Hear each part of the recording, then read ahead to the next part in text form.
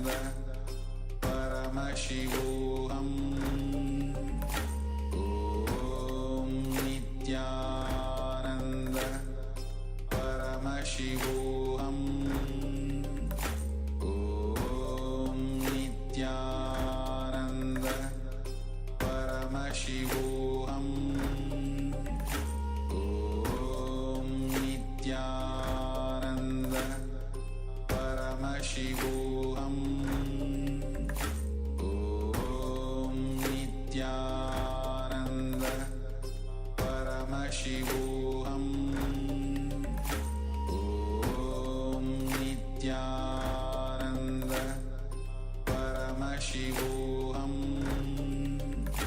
Om Nithyananda Paramashivoham Om Nithyananda Paramashivoham Om Nithyananda Paramashivoham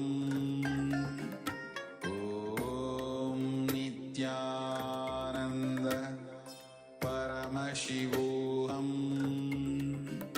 Om Nithyananda Paramashivoham Om Nithyananda.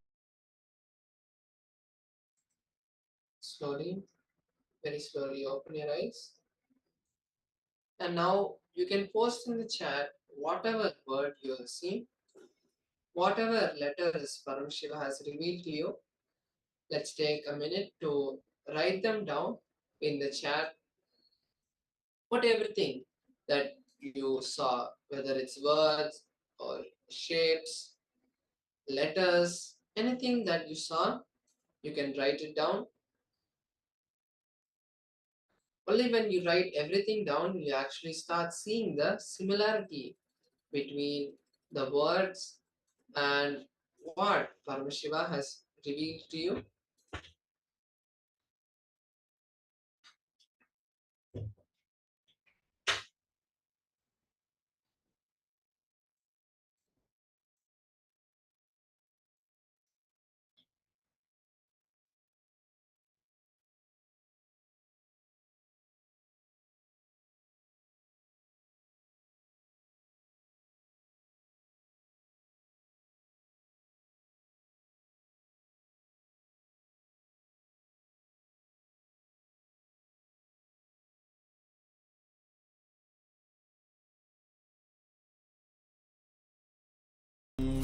Nithyananda Paramashivoham Om Nithyananda Paramashivoham Om Nithyananda Paramashivoham Om Nithyananda Paramashivoham Om Nithyananda Paramashivoham Om Nithyananda Paramashivoham. Yes, now we can see what Paramashiva has revealed to us and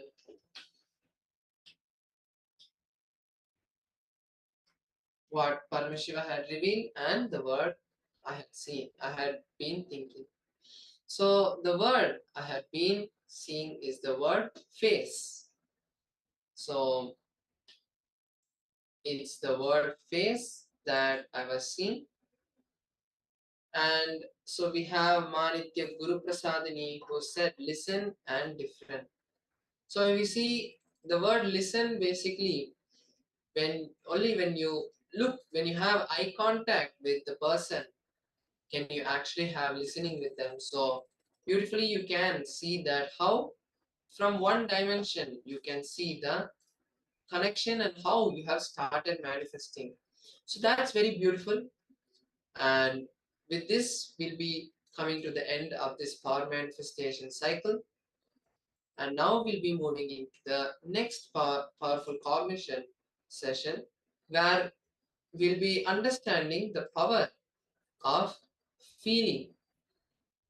So let's enter into this beautiful process now.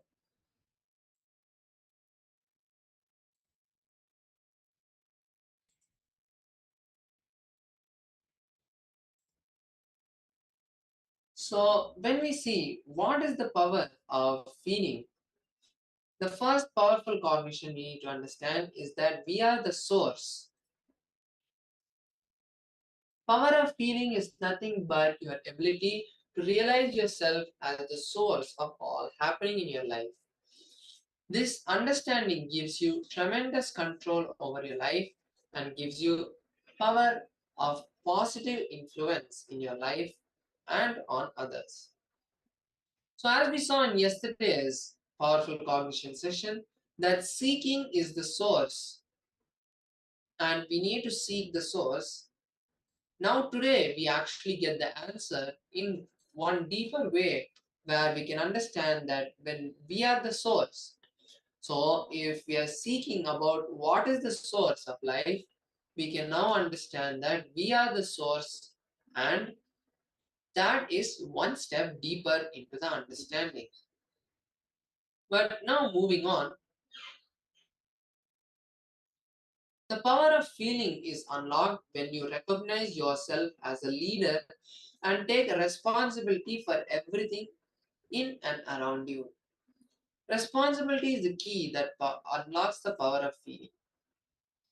Now, when we see how this powerful cognition can be used in our life, now, when in any incident, if you are not the leader, if you don't take ownership of what is happening, the biggest thing that we miss is the way people around us are feeling, the way life around us is happening.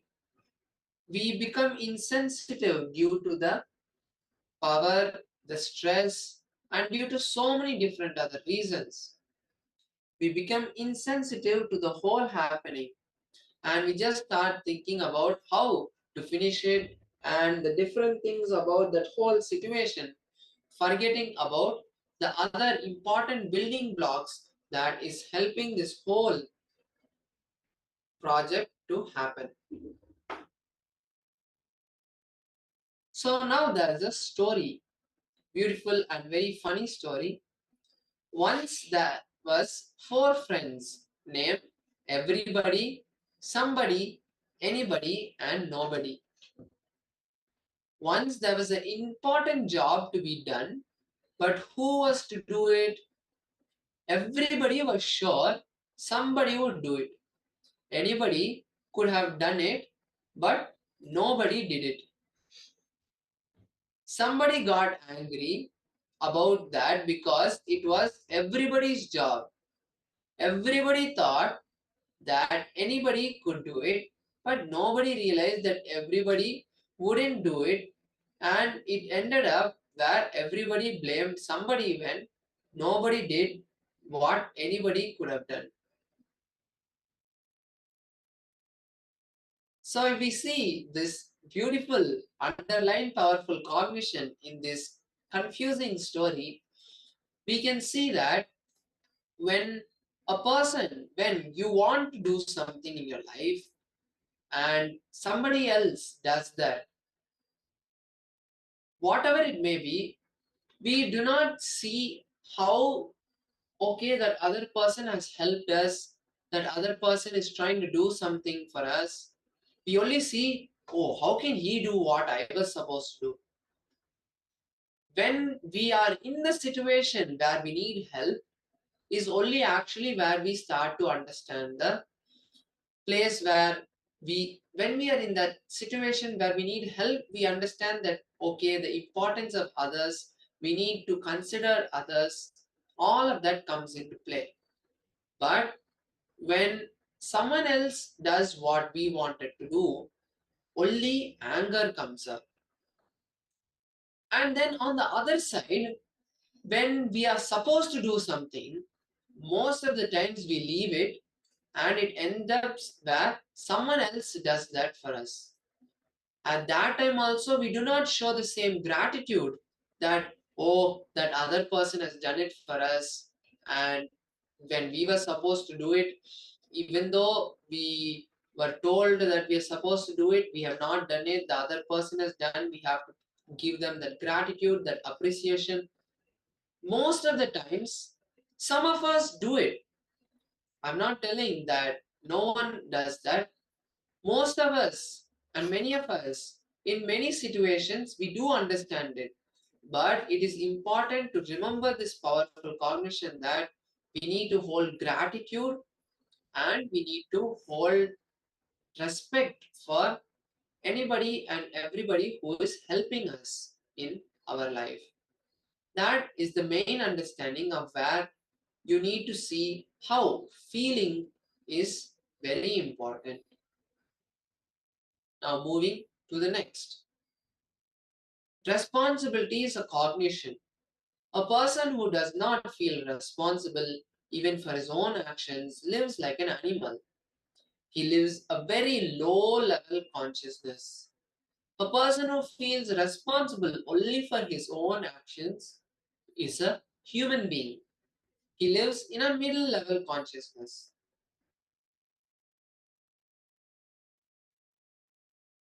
But a person who takes responsibility even for others' action is divine.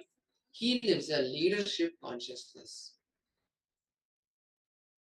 Now, when we see our role model as Swamiji, we see how, even though it is not his responsibility, he has already attained the space of oneness where he is blissful with everything that he has, the whole KAILASA nation that he is building on one hand. He is blissful having that. Or if he had to go to the Himalayas, do some meditation over there in the caves, he would be perfectly happy and okay to do that. And that is why we have seen so many times Swamiji do so many tapas, penance, or meditation. Is because he does not have the feeling or gets disturbed when anything changes outside. It is only the feeling of oneness and compassion for us that he comes and is lifting us now to the higher space of consciousness. When we hear about taking responsibility for everything, the biggest question we have in our minds is, how can I be responsible for everything happening around me? That question, the answer to that question is, understand that you can be held responsible what is happening inside you. How can you be responsible for what is happening outside you? For example, if an accident happens in your life, how are you responsible?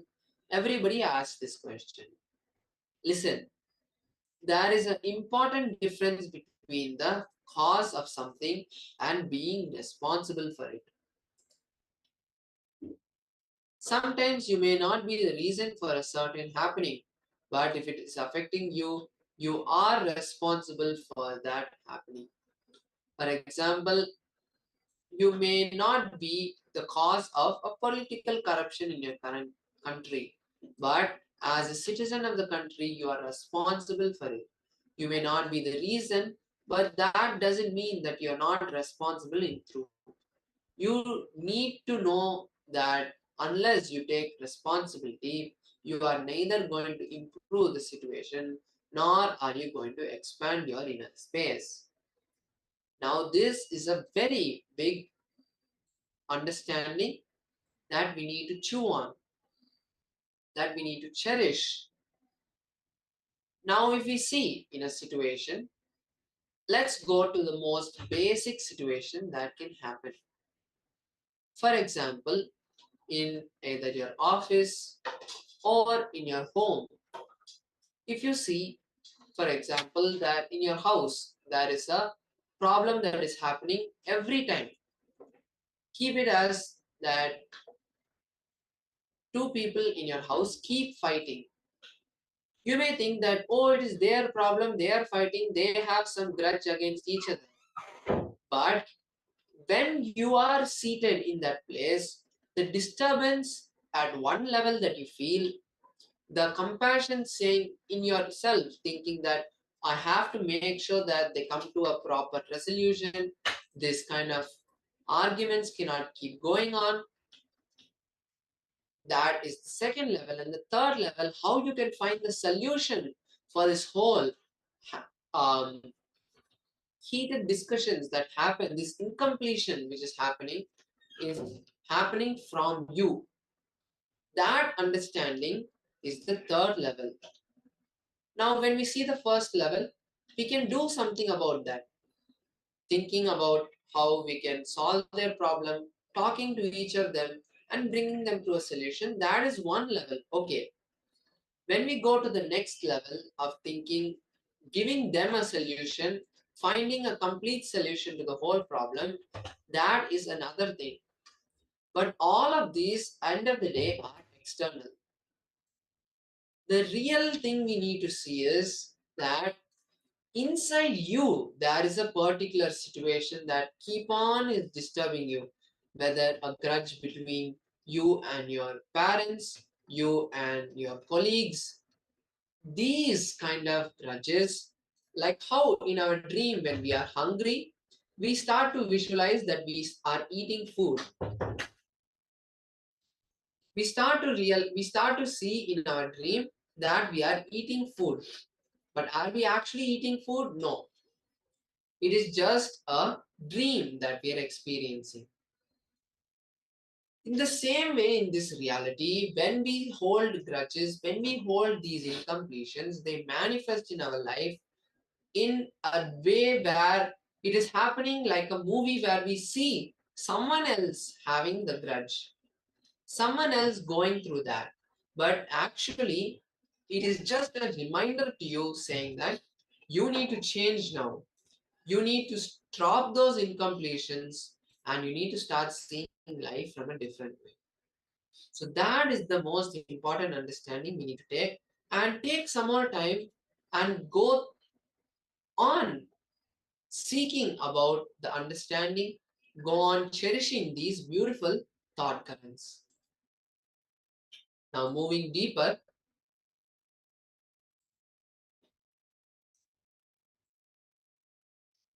you always believe that you are suffocated by your smallness. No, you are suffocated by your bigness. Whenever bigness is demanded of you, whenever you feel you are being forced to expand, you shrink even further into your comfort zone. Your tiredness, your weakness, your powerlessness, all those are nothing but resistance from you having to see your own bigness.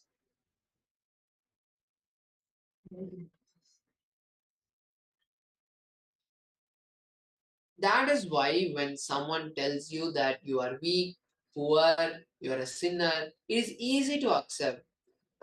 But if someone tells you you are divine, you are Paramashiva, you are complete, your whole identity is not able to compete and comprehend that expansion and starts feeling fear. But life always demands your expansion because expansion is the natural law of life. So, what happens then? That is why you carry such deep fear for life, especially life in the form of other people. Because people are the most living expression of life. The more you engage with life, the greater expansion that is demanded of you.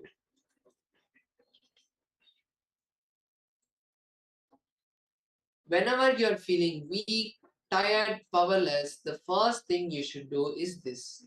Immediately take 10 responsibilities and commit to fulfilling them with an impossibility of short time.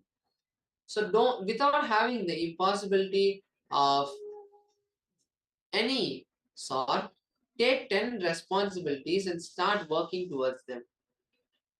Shake your inner space so powerfully that with the commitment that there'll be no space or room for weakness and tiredness to grow inside you.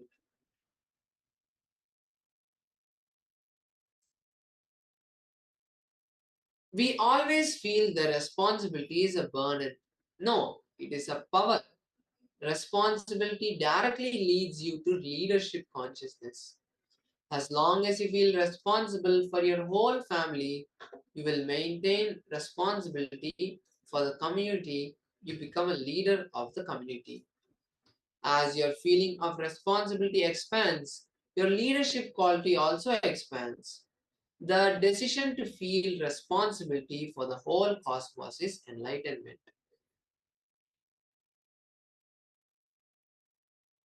Feeling responsible for the whole and declaring to live by your feeling is responsible declaration. No, in Hinduism, spiritual practice is nididhyasana. Responsible declaration unlocks the power of feeling within you. By the moment you hear that you are responsible for everything happening around you, you think if I feel responsible for the garbage on the street, I'll be stuck cleaning it up the whole day. I will not be able to do anything else. And that is where you need to complete with your imagination and your complications. So now let us take 10 minutes to go through this understanding. Take little time to let this feeling sink inside you, be inside you. It has to sync with your actions. Now, see inside yourself.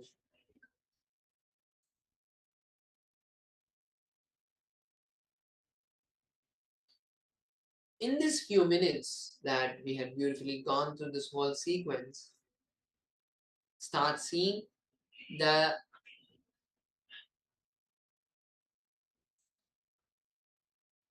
space of expansion, the space of responsibility for everything that you have.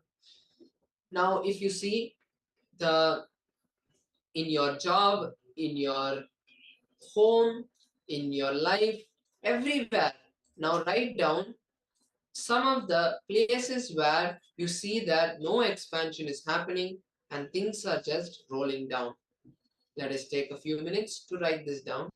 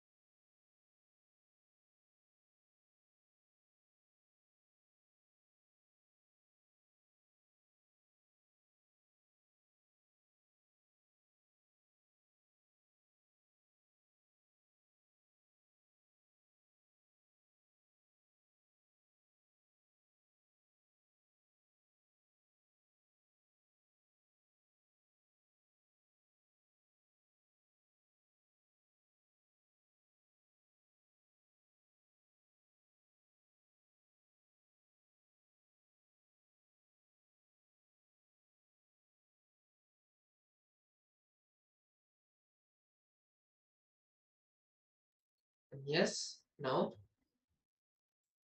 we can we'll be now moving to the next understanding. Understand the science of feeling. You can feel anything as joy, anything as pain. It's your freedom. Even the greatest achievement can bring you pain, and the worst experience can be a joyful learning. You have the ability to decide how you want to feel. Listen, whenever you feel empowered, you are joyful, and whenever you feel powerless, you are experiencing suffering. All your suffering, pain, anger, guilt, fear, jealousy, all these powerless expressions are nothing but the same powerlessness expressing in different ways in your life. When you feel responsible for everything that is happening in your life, you will feel everything is joyful because nothing can make you powerless. So empower yourself with responsibility. Always act from the space of powerfulness and completion. So these are some points that you can really take down and keep them in your book of hearts. Always act from the space of powerful and completion. Start focusing on the solution, not the problem. Expand your inner space and open up with new possibilities. Gain a higher degree of control over life. Raise yourself to the next level of success and evolve into a new being. Now, a small another exercise we'll be having. Now, write down all the areas of the life where you shrink from expressing yourself fully. So, as we did the first step already. Now, the next step, for each of the areas of your life, write down the thoughts you have, the words you utter, and the actions you take. So in the second step, what we're going to be doing is, now example, in your work you have written that you see in your work you're shrinking, there is no expansion happening, and you're just going down. It's not going anywhere up. You just see imminent failure. Now write down the thoughts you have, meaning what you can do to take responsibility. Fill this field where you're feeling the failure, what you can do, and feel responsibility in those areas. We'll write them down in this next step. So basically, again, I'll repeat all the places where you feel the failure in your life, where you feel the contraction happening, write down the thoughts you have on how you can make it happen, how you can make it work. Let us take a few minutes.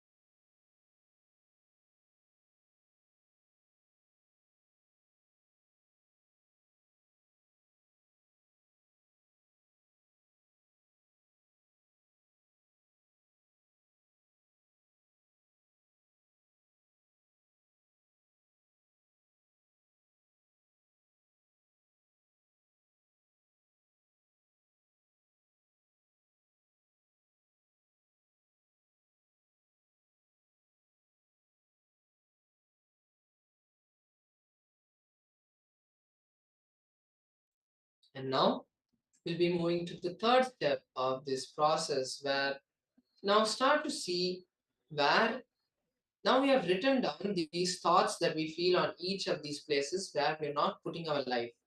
And now take a few minutes to see and take the decision that identify what you are not taking responsibility for in that aspect of your life, where you're waiting for the external situations to change instead.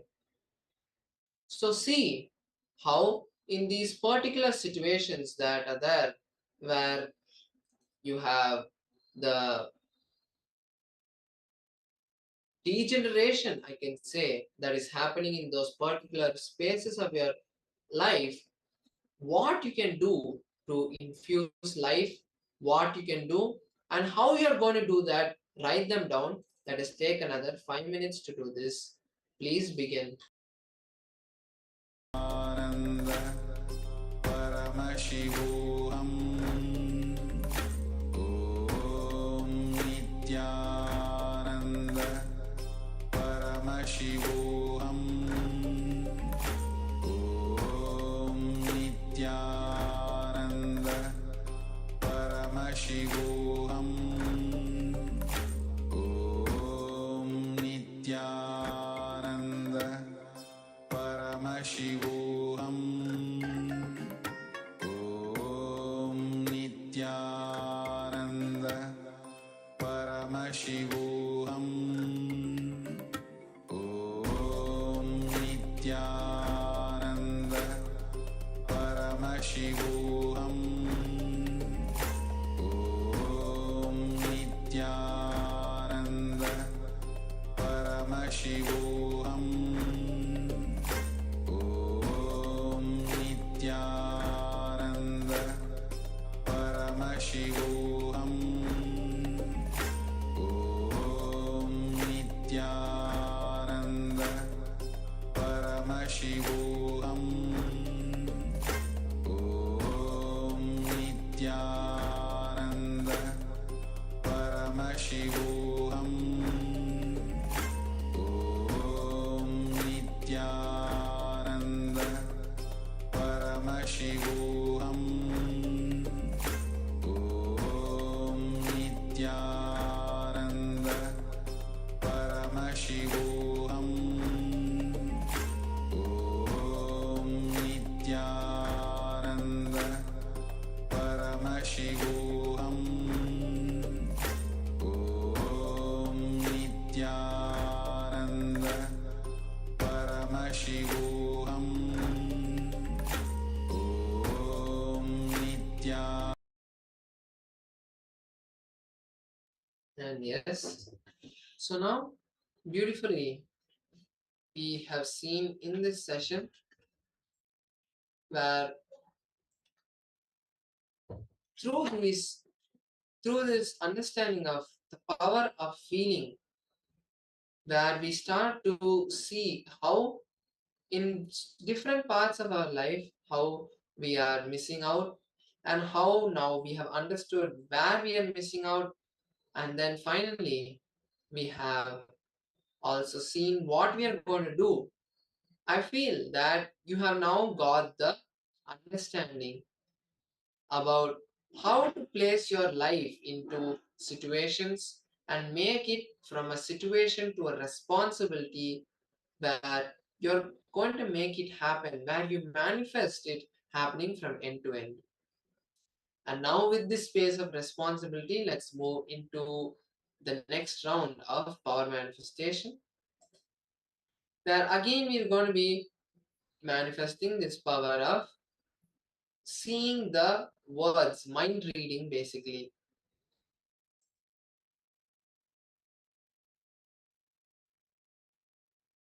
So, as we did last time, again we are going to be first going through the Living Enlightenment book and getting a powerful cognition to manifest this power.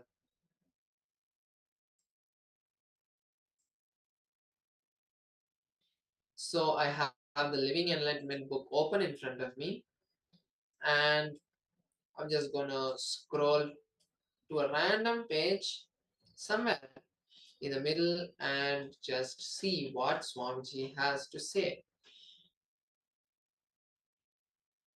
Okay, so I have come to the page number 454 where there's a beautiful story. Let's see what the story says and how we can understand the powerful cognition from it. So now the story says that there was once a banyan tree in a small village that was giving cool shade to the village. Under the tree there was a cow and a tired dog. There was also an old man with a long beard leaning on his back on the trunk with his legs spread out in front of him. The tree was a frontier between the two kingdoms. A traveler was passing that way to cross from one kingdom to the other. He saw the old man and commented, "Good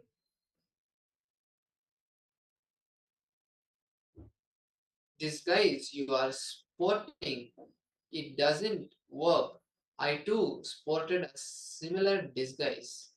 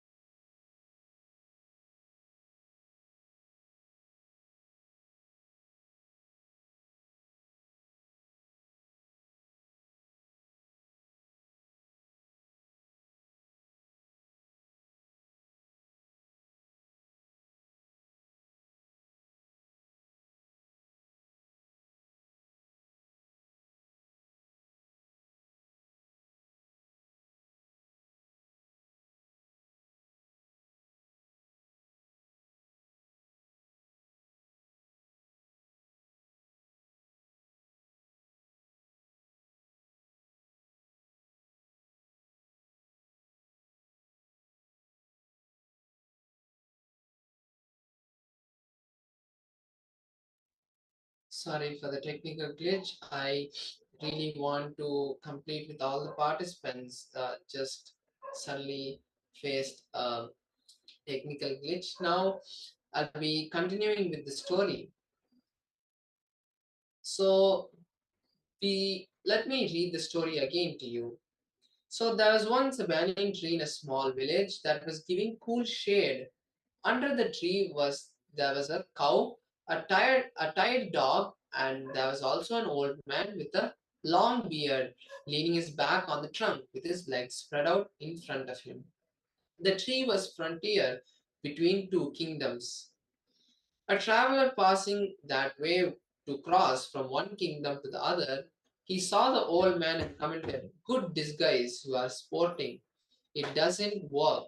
I too sported a similar disguise when I stole a gold chain a few days back. A guard searched for me and found the chain. He beat me up as well. Let us see how you are able to get away with this disguise." Next comes a man on a horseback. He was a spy who was about to enter the kingdom. He stopped upon seeing the old man and thought to himself, "Who knows with what motive this man is lying here? He could as well be a spy like me." He hurried away as he had no time to lose with his job as a spy. An hour later, another man staggered towards the old man. He was drunk. He laughed at the old man loudly and asked, "How much did you gulp down, old man? Look at me, I have gulped down an entire pot and I'm still so steady, although at times I feel my head is little heavy." Saying that, he went away. Soon it was night time, the whole place became calm. A fourth man passing that way came across the old man. He looked at them he looked at him for one long moment and went near him and bowed down. He spoke, "How lucky I am! I have the good fortune of seeing you." He then took a large leaf and fanned the old man to drive away ants and other insects that were crawling up his body. The old hermit opened his eyes from his trance and saw the man fanning him and smiled. The young man asked, "Oh, great soul, I would be most blessed if you accept my invitation to spend the night at my house, which is nearby." The hermit said, "If that's God's will, so be it," and followed the man to his house. So if we see that there was just a man lying down on the bark of the tree, and he was lying down and taking some rest. One man thought he was a thief. Another man thought that he was a spy. Another man thought he was drunk.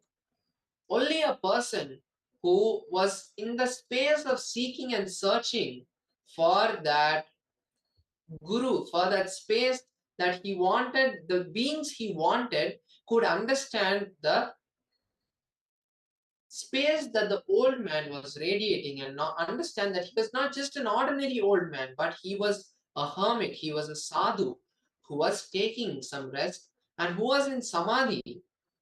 So, the same way in our lives, when we see that there's so many situations that are happening around us, like the ups and downs that we go through, it is only when we see Paramashiva in all of these situations can we feel that oneness, can we feel that bliss and completion throughout the whole understanding and the whole process.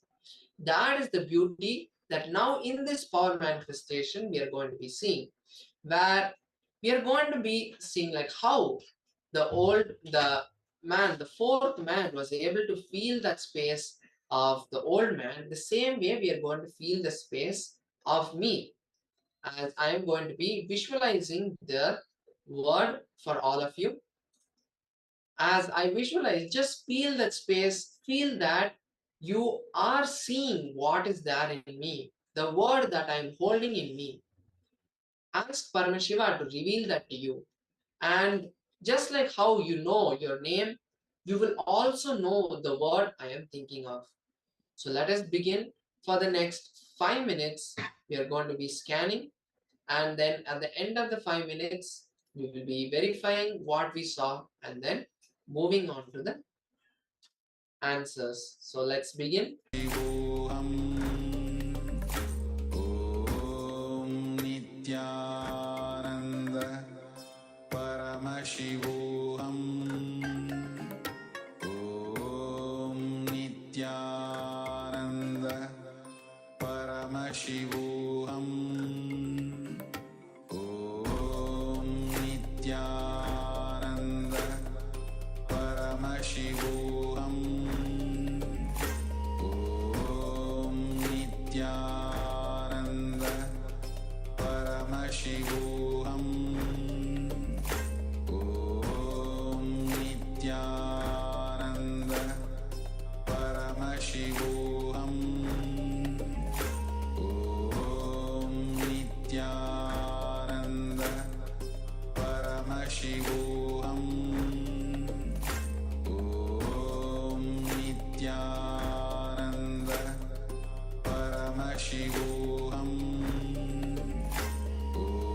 Om Nithyananda Paramashivoham Om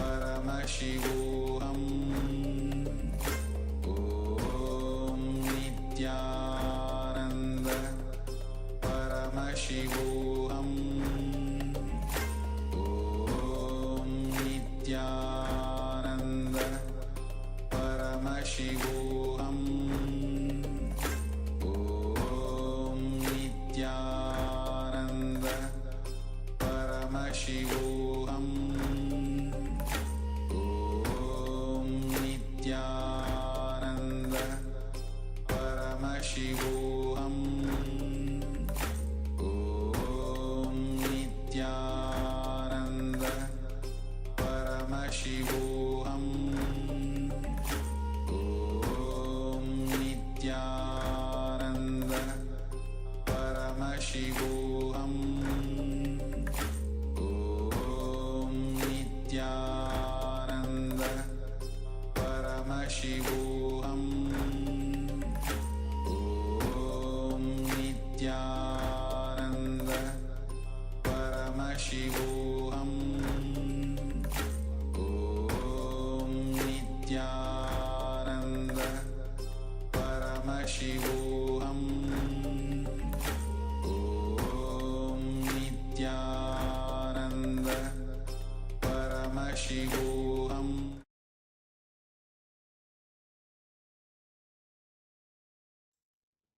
So with this, we come to the end of this round, and let's now verify what word you are seeing. Basically, write down now in the Zoom chat all the words that Paramashiva showed to you. Even if it's 10, that's completely fine. Don't feel that you're guessing. Don't let anything stop you from seeing actually what was revealed to you. Everything, every word that you saw, every shape, every color, every picture, every visualization that you saw, now type it in the chat. Don't feel that this is a particular like an exam or an assessment or a quiz that you're being asked. Just allow whatever was seen to be written down.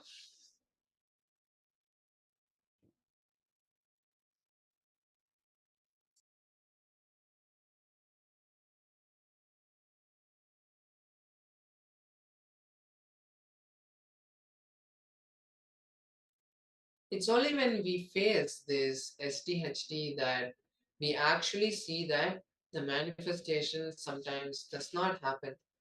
Like last time, we had a person who saw the word listening, where it is directly related to the word face that I was seeing. Now, I hope all the participants have written down what you have seen. Now, I will be sharing the word that I was thinking. So, once again, it's the word light. So, it's the word light that I was seeing. And if any of the word that you are seeing is related to this, you can share it in the comments, and I'd be really happy to see what you had seen. And with this, we'll be taking a short break before we move into the next session to get quickly refreshed and again come back to the session. So with this, I'd like to thank all the participants and for your attention, and I would like to leave you here. Thank you, Nithyananda, and see you again after a few minutes. आनन्द परमशिवोऽहम् ॐ नित्यानन्द परमशिवोऽहम् ॐ नित्यानन्द परमशिवोऽहम् ॐ नित्यानन्द परमशिवोऽहम्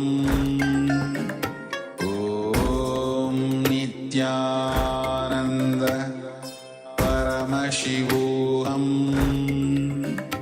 ॐ नित्यानन्द परमशिवोऽहम् ॐ नित्यानन्द परमशिवोऽहम् ॐ नित्यानन्द परमशिवोऽहम्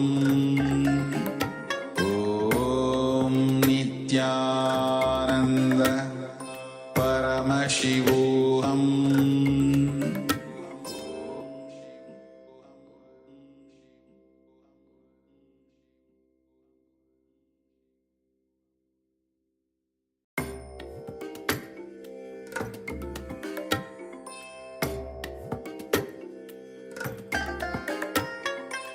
I bless you all.